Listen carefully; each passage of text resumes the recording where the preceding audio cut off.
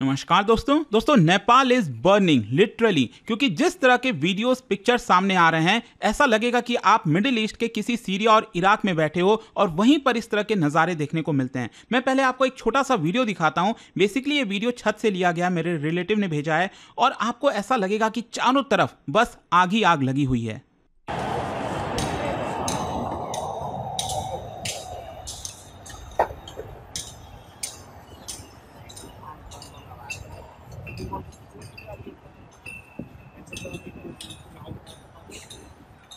दोस्तों अभी जो आपने ये वीडियो देखा, मैं बता दूं आपको, वहां से बेसिकली जो पहाड़ है, जो हिमालयाज हैं, वो दिखा करते थे। लेकिन इस समय हालत इतनी खराब हो गई है कि धुएं से पूरा आसमान भर चुका है और लोगों को समझ नहीं आ रहा कि आगे करना क्या है। और इसी बीच जो एक बहुत बड़ी खबर आई वो ये है कि फाइनली नेपाल के जो प्राइम मिनिस्टर हैं केपी शर्मा ओली, उन्होंने रेजिग्नेशन दे दिया। But let me tell you, यहाँ पर जिस तरह के हालात बने हुए हैं और जिस तरह से पूरा यूथ इस समय गुस्से में है, लगता है रेजिग्नेशन से काम नहीं चलेगा। तो इसको थोड़ा सा पहले आपको बैकग्राउंड की तरफ ले जाता हूं। देखिए, आपने सुना ही होगा रिसेंटली सोशल मीडिया बैन की बात कही गई, सोशल मीडिया पर बैन लग गया।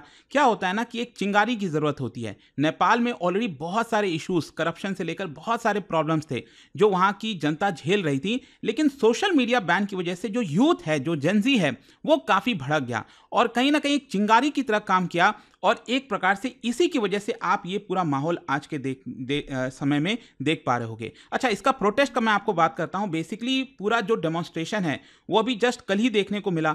ऐसा लग रहा था कि लोग यहां पर प्रोटेस्ट कर रहे हैं, सरकार के खिलाफ आवाज उठा रहे हैं और इसी की वजह से लोग ज्यादा नाराज हुए कि एक शांतिपूर्ण प्रदर्शन करने के बावजूद यहां पर गोली चला दी जाती है। और गोली भी ऐसा होता है ना कि अगर आप डिफेंस में गोली चलाते हो, सिक्योरिटी फोर्सेस के द्वारा जब गोली चलाई जाती है तो पैरों पर मान लो कहीं कुछ किया जाता है ताकि यहां पर जान ना जाए कम से कम। लेकिन डायरेक्टली पॉइंट ब्लैंक, मतलब आप सर के ऊपर, चेस्ट पर इस तरह से गोलियां चलाई गई और कम से कम, देखिए, ऑफिशियल रिपोर्ट के आधार पर 20 लोगों की मृत्यु बताई गई है। लेकिन मैं बात कर रहा था, यहां पर बताया जा रहा है कम से कम 40-50 लोग। अब कितने मरे होंगे कुछ अंदाजा भी नहीं है। तो एक प्रकार से जो सिंबल ऑफ पावर है, अब उसके ऊपर प्रहार किया जा रहा है।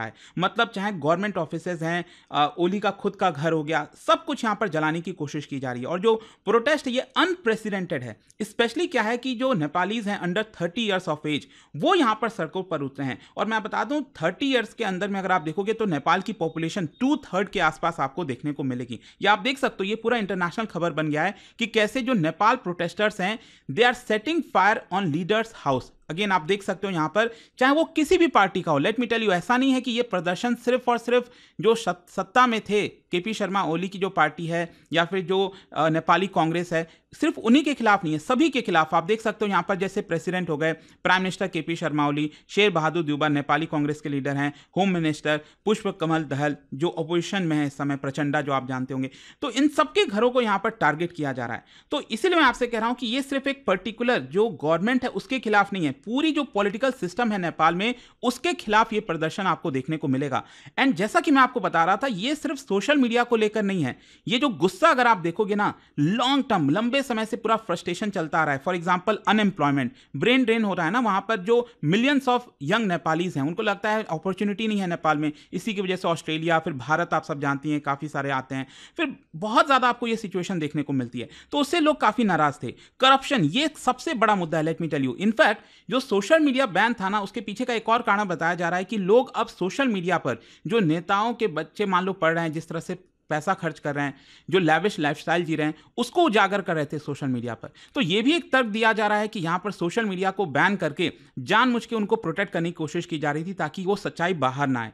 तो करप्शन से लोग बहुत ज्यादा त्रस्त हो गए थे। गवर्नेंस काफी वीक है। इनफैक्ट आप देखो, जब से राजशाही गई है नेपाल से और जहां से डेमोक्रेसी आई है 2008 के बाद से, आप देखोगे 15 वर्षों में 12 सरकार हो चुकी है। जी हाँ, 12 गवर्नमेंट्स, मतलब साल भर से ज्यादा कोई सरकार चल जाए, ये अपने आप में बड़ी बात हो जाती है। तो इसी की वजह से जो जेनजी है वो अपने आप को अनहर्ड फील कर रहा था। ऐसा लग रहा था कि उसकी कोई बात सुन नहीं रहा है, जो कि एक मेजॉरिटी पॉपुलेशन है। तो सोशल मीडिया बैन एक सिंबॉलिक ब्रेकिंग पॉइंट बन गया, जिसकी वजह से ये सारे मुद्दों के ऊपर अब यहां पर पूरा प्रोटेस्ट हो रहा है। गवर्नमेंट का इमीडिएट रेस्पॉन्स क्या आप देख सकते हो। जैसे ही ये पूरा प्रदर्शन हुआ, लोगों की जानें गई, तुरंत सरकार ने काठमांडू और उसके आसपास के इलाकों में कर्फ्यू लगा दिया, स्कूल्स और बिजनेसेस बंद हो गए, सोशल मीडिया पर जो बैन लगा था सरकार ने वो हटा लिया, जो सिक्योरिटी फोर्सेज हैं वो पूरी तरह से हर जगह डिप्लॉय करने की कोशिश की गई। सरकार ये भी कह रही थी कि यहाँ पर जिन भी फैमिलीज को नुकसान हुआ है, जिनके बच्चे मारे गए हैं, हम उनको कंपनसेट करेंगे। लेकिन इसका पॉलिटिकल फॉलआउट आपको देखने को मिलेगा। लगातार कई सारे जो मिनिस्टर्स हैं नेपाली गवर्नमेंट के अंदर वो रिजाइन करने लग गए, होम मिनिस्टर, एग्रीकल्चर मिनिस्टर, और इसी की वजह से केपी ओली के ऊपर भी काफी प्रेशर आ गया था। लेकिन केपी ओली रिजाइन नहीं कर रहे थे और फाइनली यहां पर इंटरवीन करना पड़ गया आर्मी चीफ को, जो जनरल अशोक राज हैं। उनकी तरफ से कहीं ना कहीं खबर आ रही है कि उन्होंने प्राइवेटली यहां पर केपी ओली को ये एक तरह से संकेत दिया कि देखिए, जब तक आप रिजाइन नहीं करोगे मैं सिचुएशन को कंट्रोल नहीं कर पाऊंगा, क्योंकि क्राउड बहुत ज्यादा इस समय गुस्से में है। तो उनको कंट्रोल करने के लिए एक होता है ना कि एक कुछ चाहिए। तो यहां पर अगर आप रिजाइन कर दोगे तो हो सकता है मामला संभल जाए। लेकिन जिस तरह से अभी भी खबरें चल रही हैं दोस्तों, लगता नहीं कि अभी चीजें सुधरने वाली हैं। यहां पर रिपोर्ट्स में यही बताया जा रहा है कि जो केपी ओली है उन्होंने रिक्वेस्ट भी किया आर्मी से कि यहां पर उनको सेफ एग्जिट रूट चाहिए। कुछ खबरों में बताया जा रहा है कि वो दुबई भागने की कोशिश कर रहे हैं। मतलब कुछ भी खबर आ सकती है। जब मैं वीडियो रिकॉर्ड कर रहा हूं, अभी तक तो वो नेपाल छोड़कर नहीं गए, लेकिन कहीं से भी कुछ भी खबर आ सकती है किसी भी पल, ये ध्यान में रखिएगा। अच्छा, ओली का रिजिग्नेशन फाइनली यहां पर आ तो गया, but let me tell you, यहां पर ऑलरेडी ओली के ऊपर काफी ज्यादा क्रिटिसिज्म हो रहा था। जैसे अथॉरिटेरियन टेंडेंसीज है, मतलब जो डिसेंट करता है कोई भी उसको कर्ब कर दो, मीडिया को कंट्रोल करो। करप्शन के एलिगेशंस बहुत ज्यादा थे अपने पार्टी के अंदर, फैमिली के ऊपर लगातार यहां पर करप्शन के केसेस आ रहे थे। बहुत ज्यादा बिजनेसेस में इन्वेस्ट किया हुआ है। तो ये एक प्रकार से आप समझिए जो प्रोमिसेस डिलीवर करने में फेल हुई है सरकार, और जो इकोनॉमिक रिवाइवल होना चाहिए था, जॉब क्रिएशन होना चाहिए था, नेपाली जो लोग हैं उनको एक प्रकार से डेवलपमेंट मिलना चाहिए था, वो कुछ भी नहीं मिल पाया। तो इमीडिएट अगर आप देखोगे यहां पर, अब क्वेश्चन यही आता है कि केपी ओली ने रिजाइन तो कर दिया है, अब आगे क्या हो सकता है। देखो, सबसे पहला है कि वैक्यूम ऑफ पावर, मतलब कि नेपाल में इस समय लीडरशिप क्राइसिस, और जैसा मैंने आपको बताया कि लोग किसी भी लीडर से खुश नहीं है सिवाय एक के। जहां तक मेरी जानकारी है, जो खबरें आ रही हैं, यहां पर जो मेयर है काठमांडू के, बालेंद्र शाह, उनको ऐसा लगता है लोग काफी पसंद करते हैं और कहीं ना कहीं लोगों का सपोर्ट है, और कुछ ना कुछ ऐसी चीजें शायद लग रही हैं कि मे भी शायद उनको आगे लाया जाएगा, मे भी शायद कुछ प्राइम मिनिस्टर पद दे दिया जाए, या फिर एक इंटरिम गवर्नमेंट चलाने के लिए दे दिया जाए, क्योंकि इस समय गवर्नमेंट तो हट चुकी है। तो यहां पर अब क्वेश्चन यही आता है कि क्या आर्मी किसी प्रकार का सॉफ्ट कू करेगी, क्या आर्मी के अंडर में सब कुछ मैनेज होगा। काफी सारे सवाल हैं। जो केयर टेकर गवर्नमेंट है, मे भी शायद जो आर्मी है वो अपना स्ट्रांग एक प्रकार से वेट है जो है वो नई सरकार को दे दे। जो ओपोजिशन पार्टीज हैं इस समय, नेपाली कांग्रेस और माओइस्ट सेंटर, वो हो सकता है शायद अपने आप को पोजीशन कर रहे हो ऑल्टरनेटिव्स के तौर पर। तो स्ट्रीट में प्रोटेस्ट अभी भी जारी है। यहां पर जो आर्मी है या फिर जो भी अथॉरिटीज इस समय प्रोटेस्ट को रोकने की कोशिश कर रही हैं, अभी भी सफल नहीं हो पाए हैं। आर्मी के लिए डायलेमा यही है कि देखो, अभी भी क्या है ना कि लोगों का थोड़ा सा सपोर्ट है आर्मी के लिए कि यहां पर हाँ, आर्मी आएगी, चीजों को ठीक कर सकती है, लेकिन आर्मी सरकार नहीं चला सकती, ये आपको समझना है। तो पब्लिक का मूड देखो इस समय ये है कि अभी केपी ओली ने रिजाइन किया है तो कई जगह थोड़ा सा जश्न वगैरह अभी मन रहा है, और यहां पर लोगों में डर है कि आगे स्टेबल गवर्नमेंट नहीं हुआ, क्योंकि अभी तक क्या हो रहा था ना कि नेपाल में किसी भी पार्टी को पूर्ण बहुमत नहीं मिल रहा था। और देखिए, किसी भी देश के अंदर पॉलिटिकल सिस्टम जब तक स्टेबल नहीं होगा तब तक वहां पर डेवलपमेंट करना, कोई भी चीजें करना बहुत मुश्किल हो जाता है। स्पेशली जब आप कोलिशन की सरकार होते हो ना, तो उसमें बहुत ज्यादा कॉम्प्रोमाइजेस करने पड़ते हैं। नेपाल में प्रॉब्लम क्या रहा है, आज तक कभी भी किसी को पूर्ण बहुमत मिला ही नहीं है, और इसी की वजह से वहां पर आप ये समझिए नेपाल में सरकार ऐसी बन जाती है जैसे बीजेपी और कांग्रेस एक साथ आ गए। तो वहां पर किसी का पता नहीं कौन सी पार्टी किसके साथ चली जाएगी, वो पार्टी फिर हट जाएगी, फिर तीसरी पार्टी, मतलब सब आपस में यहां पर चलते रहते हैं, और इसीलिए लोग काफी नाराज हैं। तो मैं भी शायद यहां पर जो बालेंद्र शाह है, मेयर है काठमांडू के, पहले रैपर भी थे ये, तो लोग इनको काफी पसंद करते हैं। देखना होगा कि क्या यहाँ पर इनको लाया जाता है आगे। लोगों की डिमांड तो यही आ रही है। बाकी इंटरनेशनल रिस्पांस भी आप देख सकते हो। जो भारत है उन्होंने अपने जो नेशनल्स हैं, जो भारतीय नागरिक हैं, उनको कॉशन रहने के लिए कहा है, नेपाल में थोड़ा संभल के रहिए। चाइना जो है, चाइना का भी लगातार इन्फ्लुएंस रहता ही है, तो उन्होंने यहाँ पर कोई स्ट्रांग स्टेटमेंट देने से अवॉइड किया है। जहाँ तक वेस्टर्न नेशंस का सवाल है, जितने भी यूएस, ईयू, उनका कहना है कि फ्री स्पीच को रीस्टोर करना चाहिए, वही जो नॉर्मल चीज़ें होती हैं। लेकिन हिस्टोरिकल सिग्निफिकेंस आपको समझना है कि देखिए, ये 2006 के बाद से, 2006 में जब राजशाही गई थी, मोनार्की खत्म की गई थी, उसके बाद से one of the biggest youth led movement आपको देखने को मिलेगा। और पहली बार सोशल मीडिया फ्रीडम जो है उसके थ्रू यहां पर आवाज उठाने की कोशिश की जा रही है। नॉर्मली जब भी यहां पर प्रदर्शन होता था तो उस समय ब्रेड और बटर को लेकर आवाज उठती थी कि एम्प्लॉयमेंट नहीं है, ये नहीं है, लेकिन यहां पर सोशल मीडिया फ्रीडम के तहत जो है आवाज उठाने की कोशिश की गई है। तो लेट्स सी अब यहाँ से किस दिशा में नेपाल जो है वो जाता है।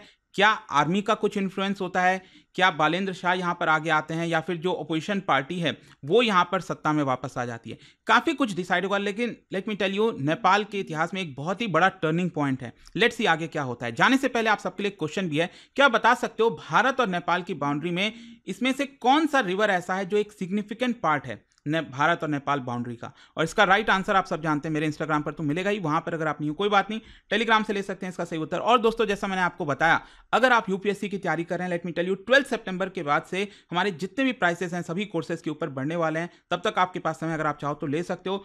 फोन नंबर यहां पर दिया है, कोई भी प्रॉब्लम है, दिक्कत है, कॉल करिए, मेरी जो टीम है वो आपको अच्छे से गाइड करेगी। And tell them to use this code Ankit live maximum discount के लिए। दोस्तों, स्टडी IQ का P2I फाउंडेशन प्रतिज्ञा इवनिंग बैच 9 सितंबर से शुरू हो रहा है। यह बैच स्पेशली डिजाइन किया गया है 2026 यूपीएससी एस्पिरेंट्स के लिए, जिन्होंने अभी शुरुआत नहीं की है या डायरेक्शन और क्लैरिटी के लिए गाइडेंस चाहिए।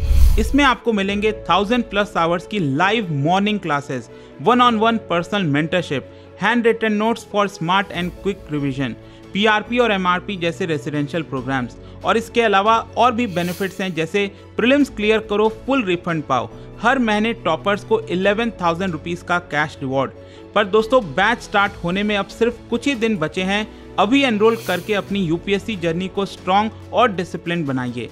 डाउनलोड स्टडी IQ ऐप या विजिट वेबसाइट, सर्च करिए P2I फाउंडेशन प्रतिज्ञा बैच, सेलेक्ट टारगेट ईयर 2026, 27 या फिर 28 and click buy now and apply code Ankit live ANKITLIVE for maximum discount. अभी भी कोई डाउट हो तो मैं आपको एक नंबर देता हूं, वहां पर कॉल करिए, मेरी टीम आपको अच्छे से गाइड करेगी। नंबर है 092400239293। यह सिर्फ एक कोर्स नहीं, यह है आपके IAS ड्रीम का असली launch pad. Study IQ IAS, आपका सिलेक्शन हमारा मिशन।